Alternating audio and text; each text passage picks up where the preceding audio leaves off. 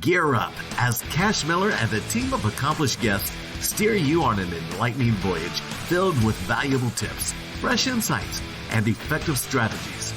Welcome to Marketing Masters, the Agency Power Show. Hello, everyone. This is Cash Miller. I'm the host of Marketing Masters and the CEO of Titan Digital. Today, we're going to be talking emotional marketing. I've got the fearless marketer, Randy Crane, with me today. Randy, it's great to see you. Hey, tell us a little bit about yourself. Cash, it's great to be here with you. I've been so excited waiting to talk with you. So this is going to be a great conversation today. As I said, I am the fearless marketer. I've been in marketing for 43 years. Okay, so I came in back in the 80s when, before the days of the internet and before the days of digital marketing. And, I was really kind of fortunate because I realized in the early 80s, when the internet started to come up, that this was going to be the new thing. Okay. I didn't know how it was going to be, but I knew it was going to, the internet. I mean, I started back in the days when AOL and you got mail, that kind of thing. Remember those days? Yeah. So for me, it was all about making that transition from where I was to eventually into the digital world. I knew it would eventually come to that. I just didn't know when. And so anyways, I've been a marketer for hire since probably, I think, 1992, 93. Okay. My clients tend to stay with me. My longest client right now is I'm still marketing for him today. Joined me in 1992. Wow. And I'm still working with them today. Most of my clients are 5 to 8 years old. Well, you definitely have a history with them. The topic today, emotional marketing, I think you're like the perfect person to talk about because of that, your longevity in the industry. Yeah, because emotional is not, it's not attached to digital marketing. It's not necessarily traditional. It transcends, everything. So you've been able to see, it firsthand how it works for, literally decades. Absolutely. Yeah. So I don't know. I feel like first we want to cover, emotional versus traditional. So put it into context how emotional marketing is defined, and so people really understand, where you're coming from with it. Okay. So let me define emotional marketing first, and then I'm going to take you on a history lesson. Every human being in the world requires two things. Every one of them want to be happy. Can we agree? Yeah, sure. Okay. Now, the caveat to that is some people are happy in their own misery. Right? Yeah. Okay. The second thing is every single human being on the planet is emotionally connected to their own problems. Every single one. Yeah. It's a common denominator with all people. So I take a simple thing like a sales call. And I'm the salesman and you're the customer. You've got a problem. And now you're over here. You've got this problem. How does that problem make you feel? Well, it makes you feel bad. You've got anxiety. You've got worry. Your boss is on your back saying, hey, listen, have you got this thing fixed yet? Your wife's saying, have you called the plumber yet? You got anxiety. Okay. You want to get to happiness, but you can't get there because you got this problem. Now, all of a sudden, I come in, and I'm the salesman, and I get you to move across the bridge from anxiety back to happiness. Okay? That's the key. And it's the key in marketing. People don't want to hang out with people that are mean or cruel or harsh. People want to hang out with people that are happy and people that are enjoyable to be around. Marketing works on the same principle.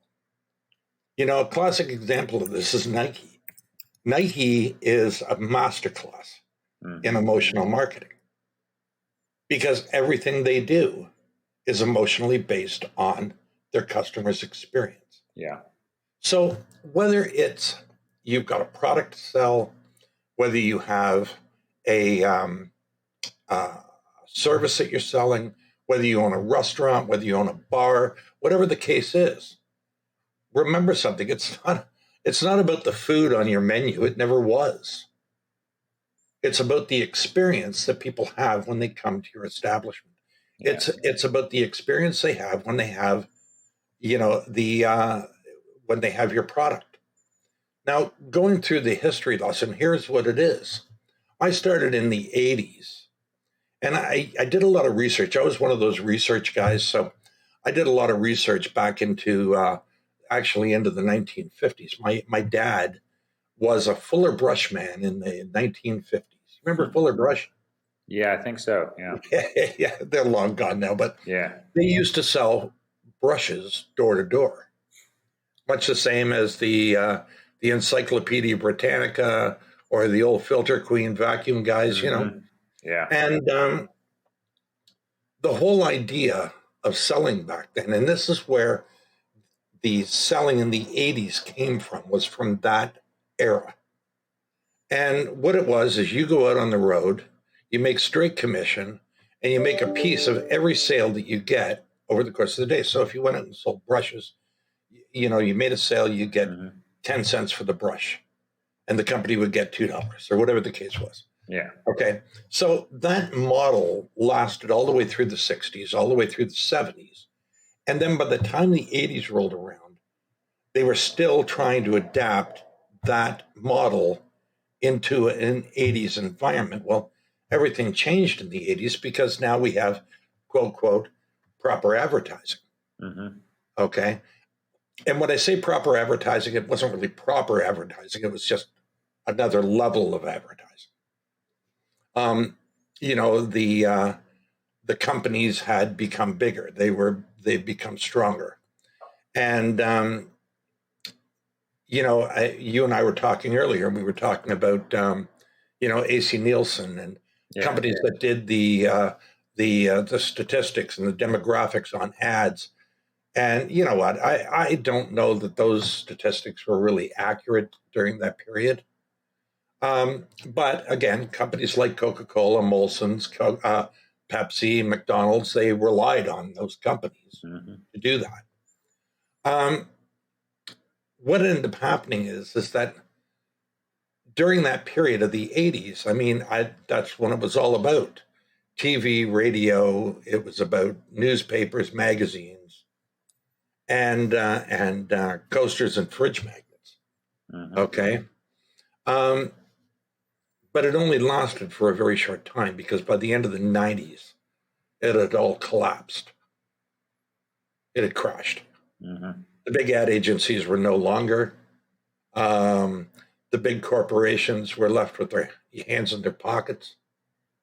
And a new improved ad agency rose. And that's what we have today. The ad agencies of today are not like those ones. We've evolved. Yeah. And let's face it. I don't know your agency, but I would assume it's nowhere near the size of Ogilvy and Mather. No, definitely not. Exactly, right? Neither is mine. But I think we're smarter marketers because of that transition from the elite ad agencies to the smaller, more boutique.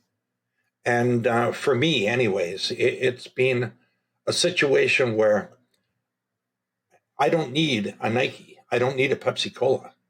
Matter of fact, I don't even think I would even want one as a client. I'm happy with the smaller, more, the customer where you do the marketing and they actually appreciate you. Where back in the 80s, nobody appreciated anything.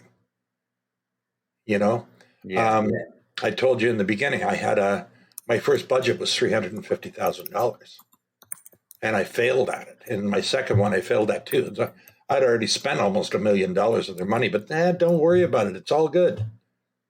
Because back in the 80s, everybody had the money to throw it around. Today, it's a little bit different.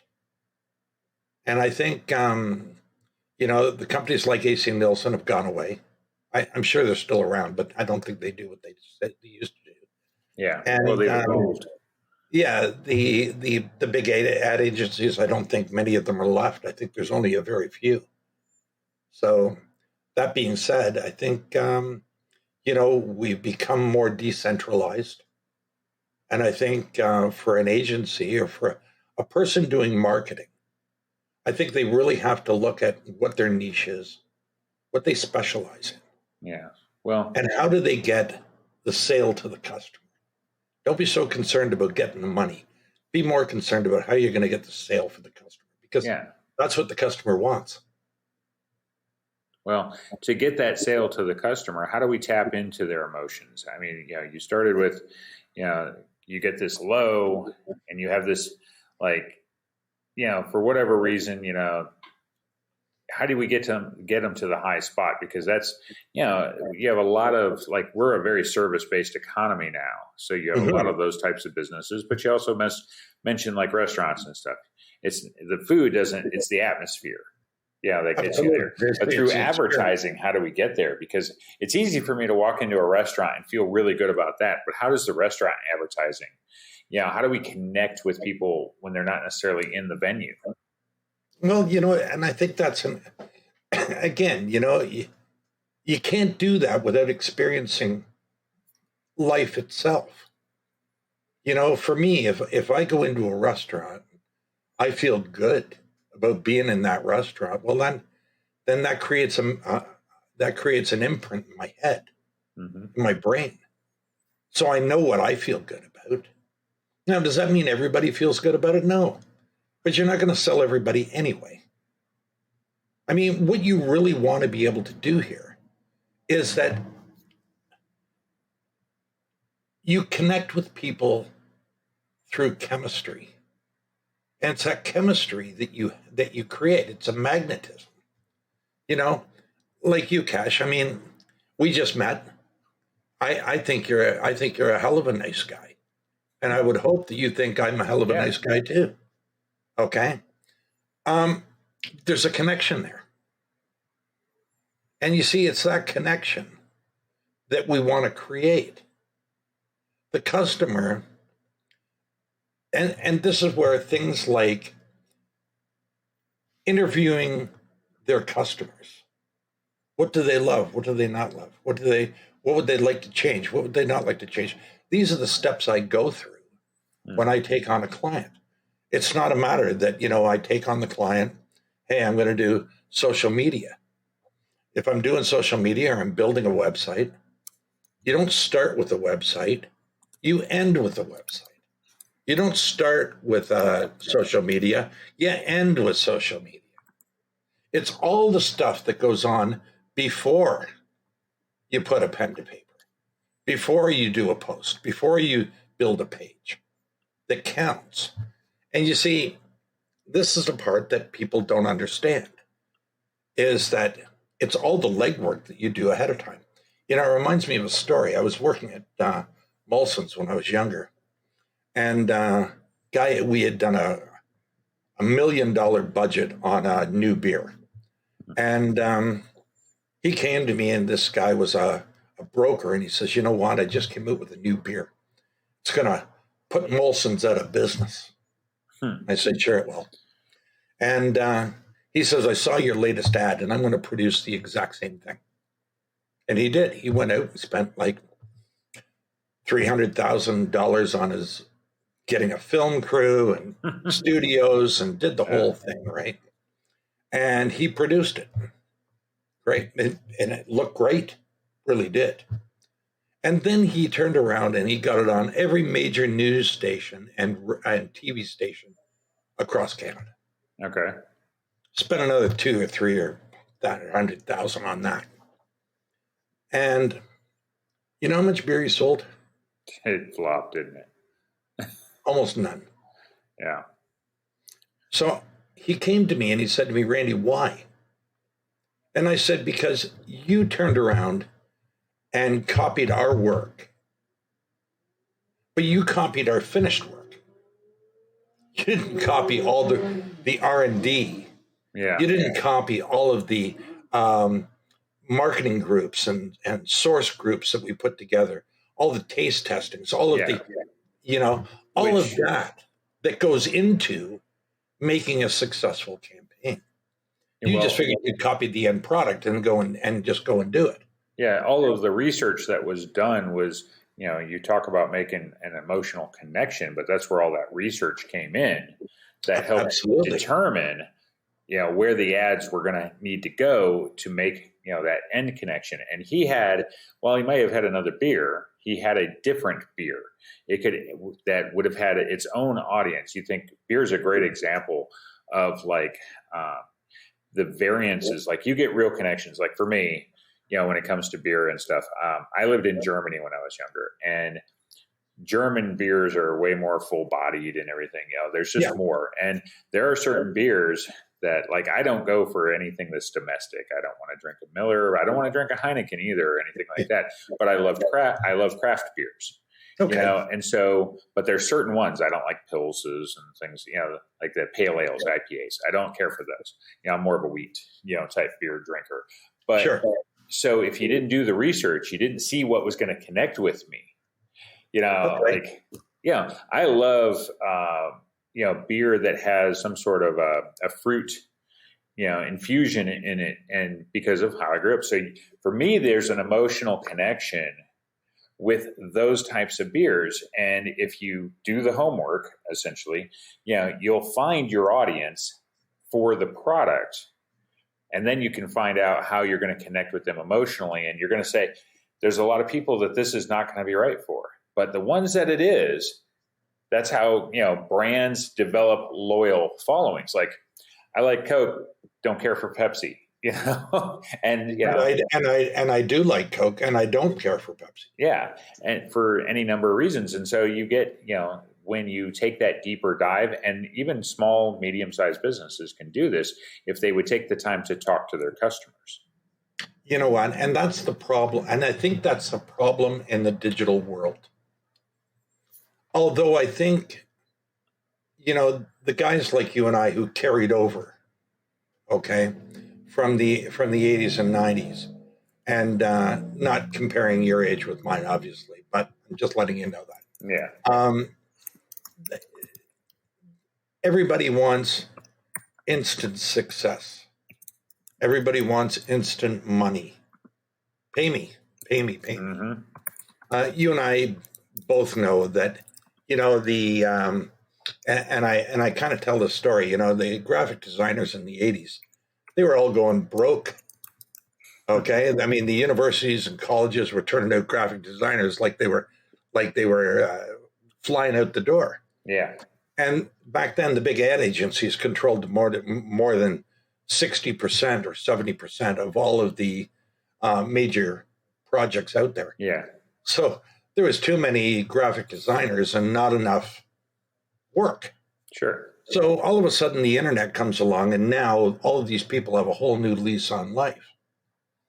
But it's interesting because you and I were talking about this, and these graphic designers came along and they could do beautiful work, and some of them did. But what did they really know about selling? Yeah. Well, nothing. What do they know about marketing? Well, nothing. They knew how to make pretty pictures on the web, and that's exactly what they did. And today, 30 years later, we're still sifting through those websites from 30 years ago. Do you know what I'm saying? Yeah. And we don't run across them as much as we used to, but every day you run across one or two. So do I. Mm-hmm.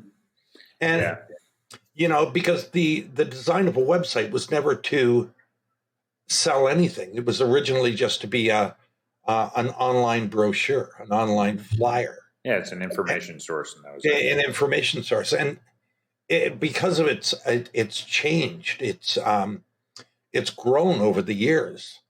That you can't afford to have a website if that website doesn't.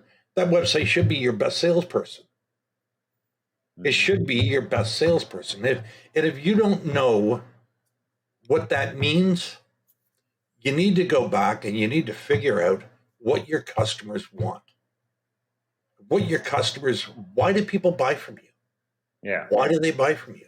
Is it because you're such a wonderful guy? Maybe it is. Is it because you have a great experience working with your company? Maybe it is. Maybe the product is so great. Maybe it is. But you know what? If you don't know, and then, you and I get clients, Cash, and they always do the same thing. Well, I think it's because of this, or I think it's because of that.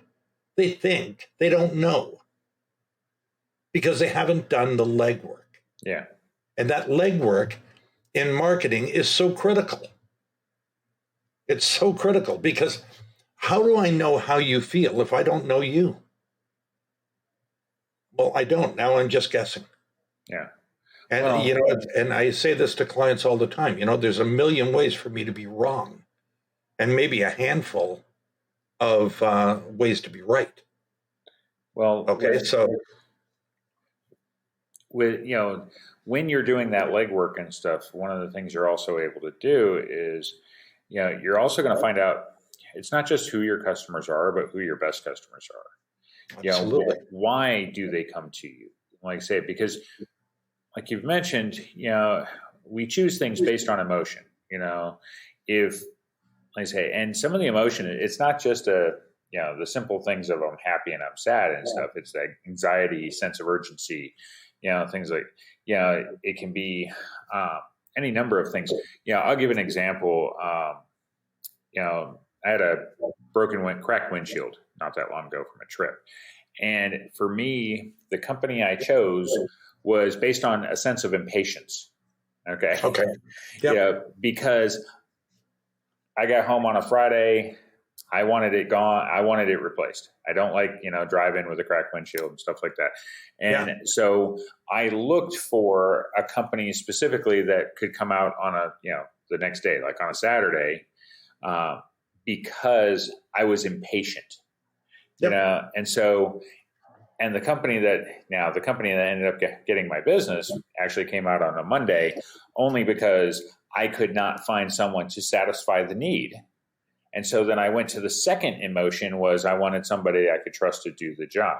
The company that, it's funny because the company that was open on a Saturday did not get my business because I read their reviews and they were so horrible that then it shifted gears to, I go from impatience to I'm going to be a little more patient here. I'll wait till Monday because you have a sense that you're going to be dissatisfied.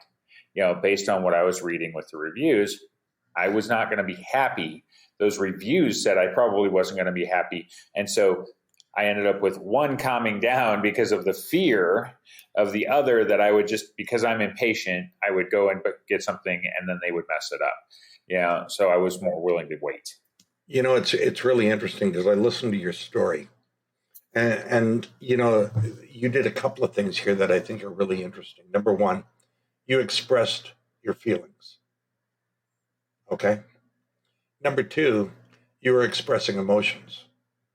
Now, most people don't think that there's a difference between a feeling and an emotion, but there is. Okay.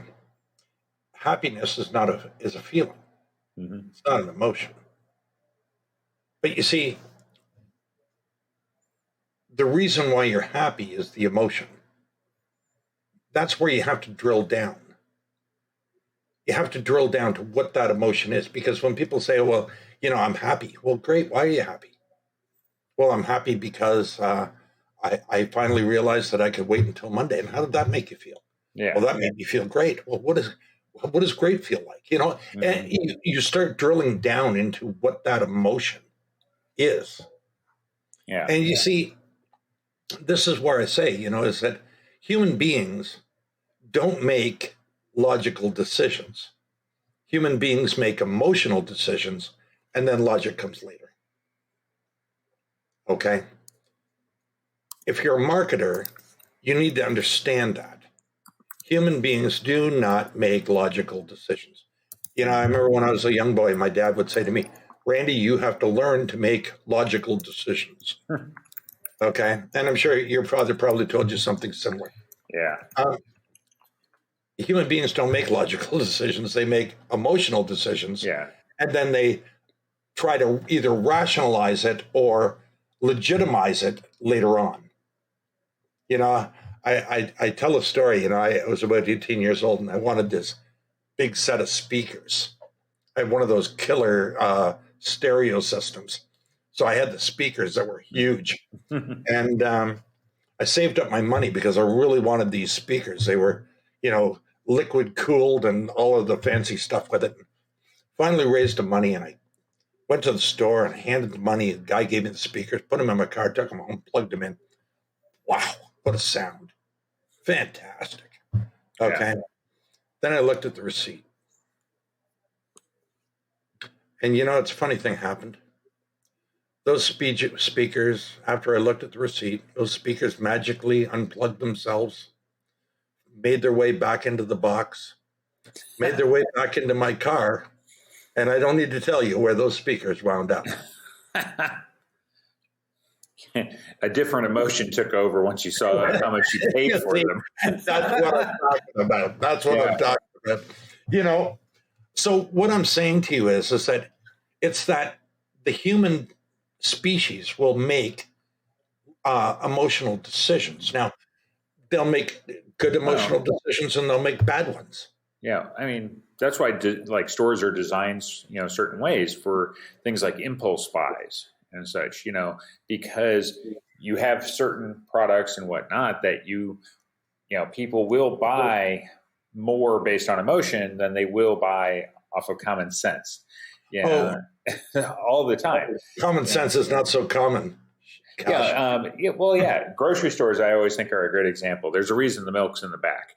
We need the milk. All the things you pass to get to the milk you don't need, but that's what we're going to have you go past because you'll get an impulse buy off of a candy bar or something, because that candy bar will give you that, suddenly you have a sudden urge and you want to fulfill it and stuff. And that's how, things like that get sold all the time. Well, and remember something too, there's a reason why the sugar cereals are on the middle shelf. There's always a eye level with the kids. Mm-hmm. And, there's always a reason why the National Enquirer, People Magazine, Us, and those magazines are at the cash register. Yeah.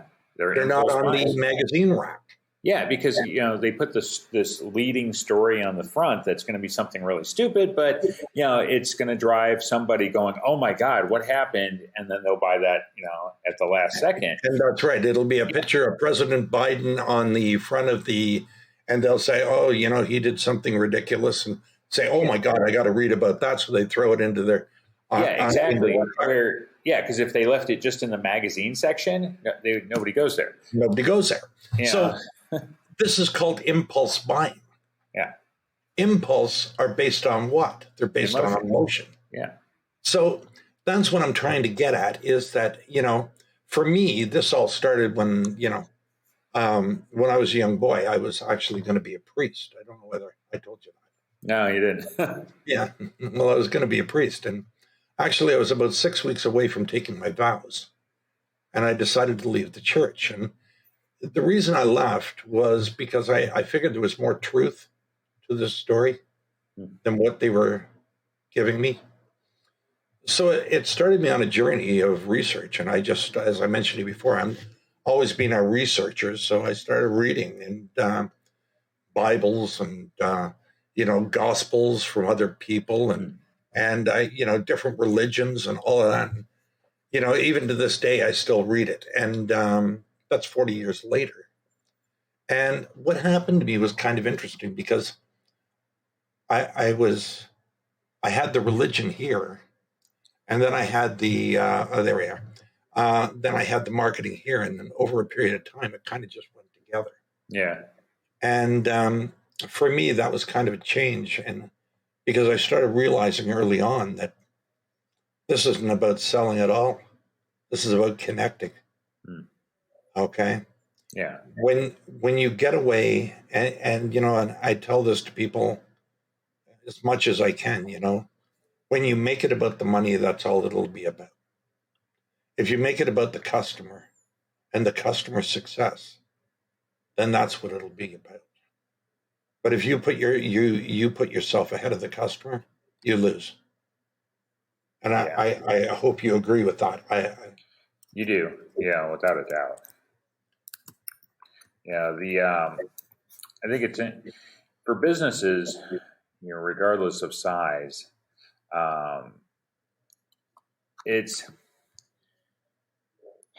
they can connect with their customers. They need to listen. They need to dive in and understand. And if you make that emotional, because if you can connect with your customers on an emotional level to some degree, right? It's how you build brand loyalty too. It's not, I say you have dedicated people for Coke, you have dedicated people for certain brands of, beer or restaurant chains, but even service businesses, because it's like if you've taught your own people to make them some sort of a connection when they're there, the way that they provide the service, you get a certain expectation. Because I guess like a good example would be if you call a big cable company like Comcast or something, right? You immediately, before you've even made the call, there is an emotion attached to it. It's dread. Of course. Absolutely. Here in Canada, it's Bell Canada, and you know what? It's dread. Yeah. Yeah, you hate to do it because there is an expectation based on the reputation they've developed and how they've dealt with people over so many years. There's an expectation it's going to be a horrible experience. Whereas companies, if they can make that experience great and their advertising follows suit, because a lot of times, how the advertising on the front end can say this is the greatest company in the world to deal with, but then the expectation or the reality is totally different, and it's a huge letdown. And no amount of great advertising can overcome the experience on the other end. Oh, absolutely not. And a perfect example of this is the government. And without going down a rabbit hole, I just want to make a point. Ask any American, do you want to call the IRS? No. Okay. Like you avoid that as a play. Same in Canada. In Canada, we have Revenue Canada. Same thing. Do you want to call Revenue Canada? No. Okay. That's lots of people you want to talk to. Why? It's because they've built that persona of who they are. And I bet you I could talk to 1 million Americans. There wouldn't be one. There wouldn't be one that said, you know what? Yeah, I really want to talk to them today. Yeah. And because the persona is wrong. Now, you'd think they would do something about that, but obviously they haven't, or they don't care. I don't know. The point that I'm making to you is this, is that what people believe to be true is what's true. You have a bad experience at a restaurant, you're not going back. You have a really bad experience at a restaurant, you're not only not going back, but you're going to leave a bad review. Yeah. Okay. And I mean, if you have a really, really bad experience, you're going to call a lawyer. I mean, this is where this all kind of leads. Yeah. On the other hand, too, what is the difference between making the experience great or making the experience poor? Well, it's all your perception. Mm-hmm. If you perceive your restaurant and you want your restaurant to be outstanding, then you'll lean that way. On the other hand, if you don't care, well, then you'll lean the other way, just like the IRS and Revenue Canada, or Bell Canada or Comcast. Yeah, they just don't care. So, to me, I look at it and I think to myself, well, most businesses want to be successful. So, how do I take a company that's not successful and help them become successful? Well, we need to do legwork. We need to make phone calls. We need to do email. We need to have people in here to try your food and to tell them what you like and what you don't like and what, that's where. And then when you take that information, that data that data is huge to you. And I'm sure you agree with that, because how do you write copy on what, a hearsay? Oh, I think they'd like it. Right. Well, I think, since you're the fearless marketer, the thing to kind of tie into that is, the data matters, but to get the data, you have to talk, to your customers. You have to see what's connecting that, because what's driving their emotions, because they could be mad at you, they could love what you're doing, but in either case, you have to be fearless about it and going after it, because if you let the fear of what they're going to say hold you back, you can't make the changes that are going to be necessary. Because like I say, many decisions are driven by emotion. Pretty much everything is, and it's just a matter of what kind of, what is driving it, whether it's a negative emotion or a positive emotion and such. Yeah. But if you want to ingrain loyalty in your customers, you've got to figure out how to turn them to positive emotions. And it's not just how you market the business and the feel goods that might come through your advertising. It's how you actually deal with the customer once they are a customer. Look, you and I both see this. Restaurant makes up a menu. It's the first thing they do. Oh, I'm going to sell these things. But if you ask them why, they'll tell you, well, I make a really good burger. Mm-hmm. Do people like your burger? Well, I like it. And my neighbors like it. And my wife likes it. And my kids like it. What does that mean? It means nothing. They might hate it. They're just not willing to tell you. Well, and again, whatever the reason is, it's speculation. And that speculation kills your marketing. So whether you're doing a menu, whether you're doing a logo, whether you're doing social media, website, answering the phone, telemarketing, whatever it is, you start with the research. You end with the menu. You end with the website. You end with the social media. You don't start with that. You end with it. Because marketing is and has always been about research. Mm-hmm. Sales has always been about research. I can't tell you how many salespeople have come into my office over the years and have said to me, "Here, I'd like to sell you this," and I always ask the question, "Why do you want to sell me that?" "Oh, I don't know. I just figured you needed it." Yeah. Goodbye. Okay. The problem is that people don't want to prepare. They don't. I don't want to do research. Back in the day, in the 80s, it was tough. We had to go through the yellow pages. There was no website to go to. We had to use our own ideas to figure out what you did for a living and how that all worked. But today, all you have to do is click a button and do it on the internet. Yeah. And you'll start getting some ideas of, what a competitive analysis looks like. Okay. What are other people doing? What are the trend analysis looking like? Okay. And you know what? And I'll tell you, I don't know about you. I use Google Trends and I use a variety of other tools. But you know what? It takes me 30 seconds to figure out on Google Trends, where 20, 30, 40 years ago, okay, it was all manual. Yeah. Okay. So there's no reason why you can't do a little bit of recon before you meet with your customer and really dig down deep inside of him and say, listen, what is really important to you? Find out and connect with that man, connect with that woman, be part of who they are. Because I'll tell you something, when it comes to marketing, if you're not connected to it and you don't understand what that person is living, it makes it really difficult to write copy. Yeah. Okay.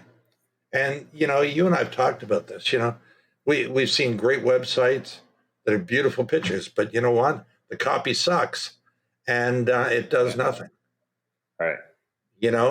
On the other hand, we've seen ugly looking websites. with great content, and it does great. Perfect example of that was, do you remember Ron Popeil? Not You sure. know, the pocket fisherman Okay. guy? Do you remember him? I think so. Yeah. Yeah. He used to do those infomercials at 2 o'clock in the morning on TV. But before that, he was a, what do you call them? When you put ads into, you see, this is what happens when you get old. When you put ads in the National Enquirer and things like that. Oh, yeah. Direct response. Thank you. And he was a direct response guy. His ads were ugly, ugly. But man, I'll tell you, he sold millions. Now, for me, I learned my direct response a lot from Dan Kennedy. Do you remember Dan Kennedy? Yeah. Mm-hmm. Yeah. And you know what? Back in the 80s, and that's what I was doing. I was doing a lot of the, I was selling garden tools in the National Enquirer. But, that's what I'm saying is that it's all about the quality of the marketing that you do that will drive those customers to your business. Yeah. And it doesn't matter whether it's direct response or it's social media or whatever it is. But if you're not connecting with the customer, it's just not going to happen. Yeah. The best brands are figuring out ways to connect with them on an emotional level and then use those emotions to drive the actual sales and such. Yeah. Well, you're absolutely right. And, one of the things that came out of the 80s and 90s was, it's all about the money. Mm-hmm. It's all about the facts. Okay.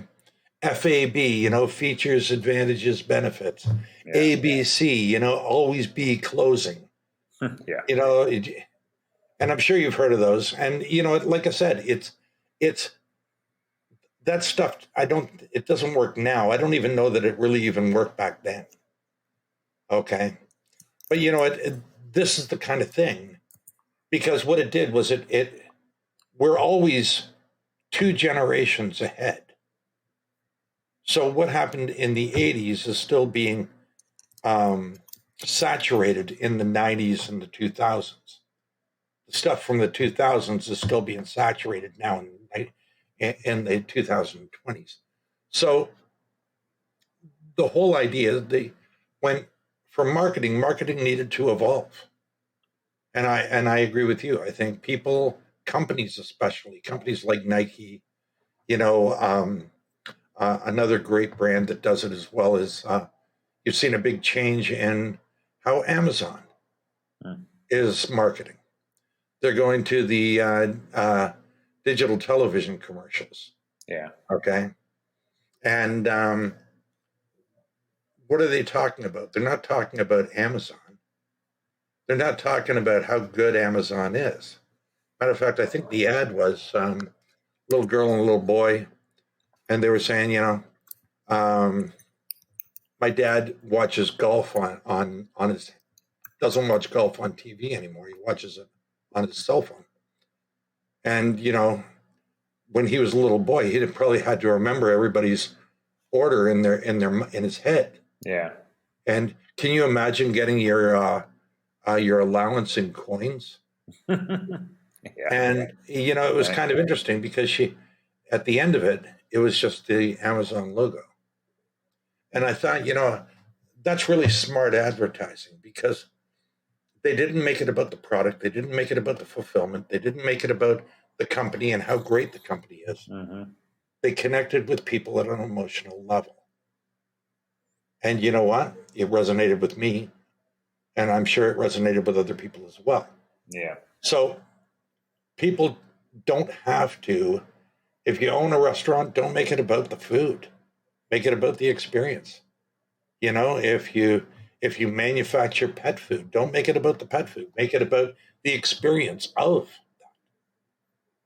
Because that's what people buy into, is the experience. Yeah.